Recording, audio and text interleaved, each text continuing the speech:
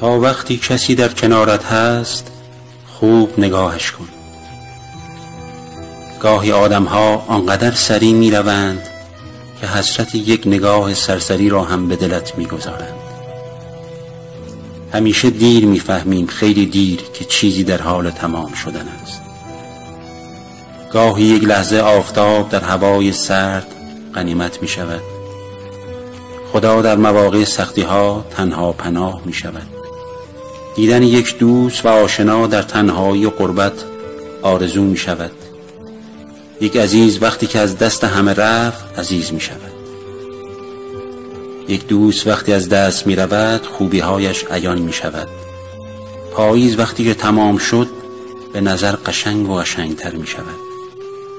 سلامتی وقتی که در بستر بیماری باشی آرزو می‌شود. یک لبخند وقتی که دل شکسته‌ای رویا می‌شود. تا می‌توانیم امروز تمام چیزها و آدم‌های اطرافمان را خوب نگاه کنیم و قدرشان را بدانیم. زندگی آنقدرها هم طولانی نیست.